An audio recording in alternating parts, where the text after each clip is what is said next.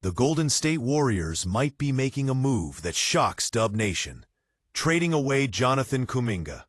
But the return? Not a superstar, not even a major upgrade, just a couple of solid role players and a few picks. So what's going on in the Bay Area?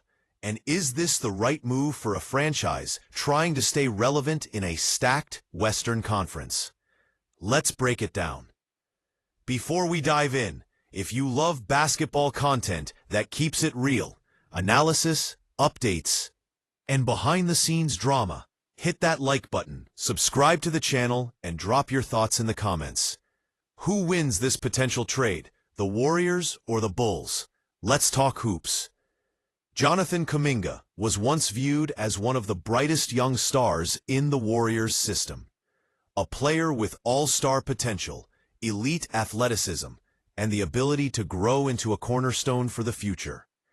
But here we are, just a few years into his career, and Golden State is shopping him in trade talks. Why? Well, contract negotiations aren't going smoothly. Kuminga wants to get paid, and it's becoming clear that Golden State might not be willing or able to commit long-term dollars to a player who's still developing. The Warriors are up against cap constraints, and with other big contracts on the books, every decision matters. Add in the fact that the Warriors want to maximize Steph Curry's remaining prime, and suddenly waiting on potential just doesn't fit the plan anymore. One of the most realistic trade proposals floating around right now has the Warriors sending Kuminga and Trayce Jackson-Davis to the Chicago Bulls. In return, Golden State receives Ayo Dosunmu, Jalen Smith, a 2029 lottery-protected first-round pick, and a 2028 second-rounder. Now, let's dissect this. Ayo Dosunmu is the centerpiece of this deal. A 6'5" NBA player, combo guard, with two-way potential. Dosunmu averaged 12.3 points, 4.5 assists, and 3.5 rebounds last season. He shot 36.1% from three, solid for a young guard. And he's shown flashes of being a tough on-ball defender. If anyone from this deal can slide into a rotational role immediately, it's him. Think 3-and-D presence with upside. But here's the thing. The Warriors are in a tough spot.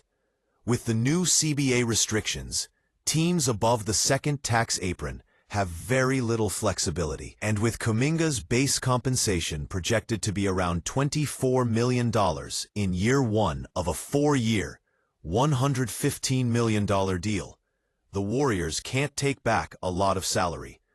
That limits trade options dramatically.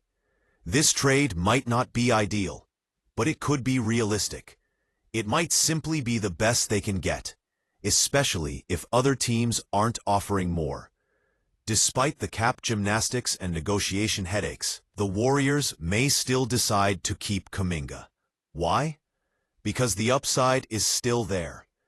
Kuminga has shown flashes of being an explosive scorer, a versatile defender, and a future star. Letting that go for rotation players and non-premium picks, that's a tough pill to swallow.